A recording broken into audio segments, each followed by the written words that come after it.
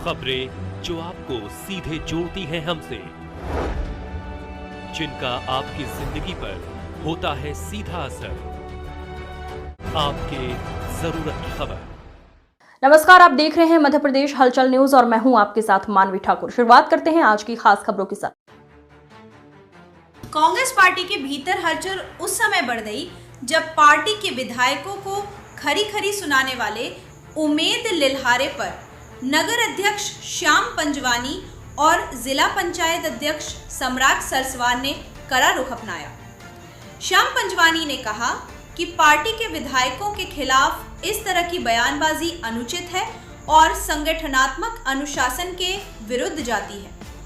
वहीं सम्राट सरस्वान ने भी उमेद लिल्हारे को मर्यादा में रहकर अपनी बात रखने की नसीहत दी। नेताओं का कहना है कि पार्टी में मतभेद होना स्वाभाविक है, लेकिन मंच और भाषा की मर्यादा बनाए रखना जरूरी है। इस पूरे घटनाक्रम से कांग्रेस संगठन में अंदरूनी खींचतान तेज होती नजर आ रही है। आने वाले दिनों में पार्टी किस तरह इस विवाद को सुलझाती है, ये देखने वाली बात होगी।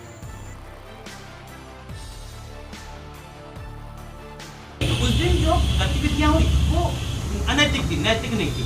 उसका आज जो सम्राट भैया खंडन कर रहे हैं कि इनका जाना और वहां पर बोलना, तो कहीं ना कहीं सम्राट भैया इसका वो कर रहे हैं कि मुझे मेरी जानकारी के बगैर ये हुआ उस श्रद्धांजलि कार्यक्रम में श्रद्धांजलि देना था, न कि अपनी भड़ास निकालना था। क्योंकि हमारे पास फोरम है, बालाघाट में भी फोरम है, और जिस कद के नेता उन्होंने वहां पर किया वो प्रदेश के कांग्रेस के नेता है हमारे, वो हमारे जीतू पटवारी जी से डायरेक्ट बात कर सकते थे अगर कहीं कोई तकलीफ थी तो इसमें कोई तकलीफ नहीं है। हमारे नेताओं द्वारा बोला गया है, किया गया है, और उसका परिवार का मामला था। लेकिन परिवार के मामले से कुछ चीजें जो सोशल मीडिया में आ गई, उसका आज हम लोग यहाँ पर श्याम भाई सम्मान समारोह कार्यक्रम आप लोगों ने छोड़ा नहीं है, क्योंकि जिला पंचायत के अध्यक्ष कार्यक्रम से पहले यहाँ पर स्वागत हो चुका है। आप पेपर में देख लीजिए। नहीं तो उसके पहले ही तो उनको जो दर्जा मिला है, राजस्थान प्रोपेगेंडा हुआ, वही चीज तो बोला गया है कि अगर मौसम, जब बात वहीं से निकली ना, मौसम का भी जो बनी है, तो कितना स्वागत होता है। कांग्रेस के लोग उनको अछूता क्यों मानते हैं? नहीं, जिला पंचायत अध्यक्ष का स्वागत उनके घर पर हो चुका है।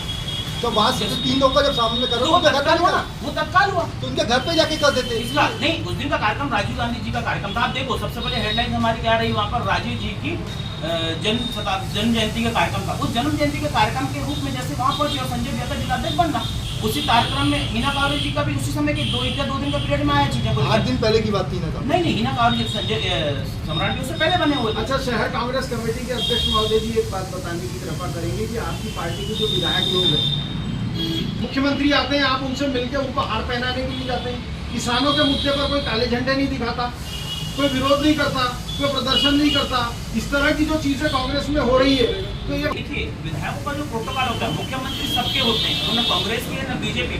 मुख्यमंत्री सबका होता है, वैसे ही विधायक सबका होता है।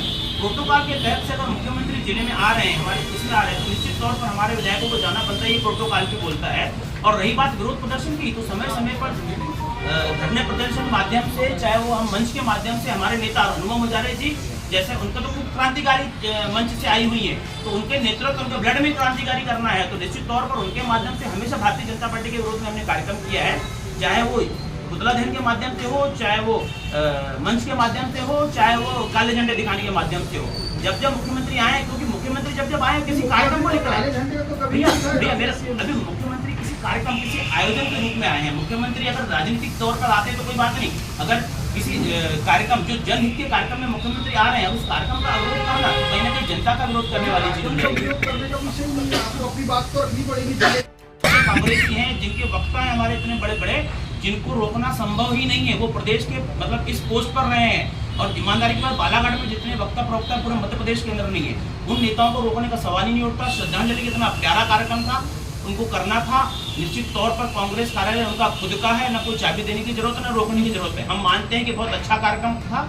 उस कार्यक्रम के बीच में ये जो अव्यवस्था फैली और हमारे नेताओं के बारे में बोला गया, उसका विरोध है, उसकी तकलीफ है। देखिए, अगर श्रद्धांजलि कार्यक्रम था, अच्छा कार्यक्रम था, आप ये मान करके चल रहे हैं, फिर उस कार्यक्रम से जो है, उस कार्यक्रम में, उस श्रद्धांजलि कार्यक्रम के तहत ही जिला पंचायत अध्यक्ष भी वहाँ पर पहुंचे थे, लेकिन शहर कांग्रेस कमेटी अध्यक्ष श्याम पंजवानी जी नहीं थे, चारों विधायक नहीं थे और बहुत सारे लोग नहीं थे। और ये भी कहा गया है कि इस कार्यक्रम में न जाए लोगों को, उसके लिए रोकने के लिए भी प्रयास किए गए। और इस तरह से गुटबाजी जो है, मतलब लगातार कांग्रेस में जो हो रही है, उसको रोकने के लिए क्यों प्रयास नहीं किए? देखिए, अगर गुटबाजी होती है रोकने तो सबसे पहले सम्राट भैया को रोकते हैं, हमारे कल्लू सोनी जी को रोकते हैं, पन्ना शर्मा जी, ये तो पदों पर बैठे हुए ना। कांग्रेस ने किसी को नहीं, भीम भैया हमारे नगर पालिका के अध्यक्ष है, उनको कैलाश भी है, किसी को रोका नहीं गया।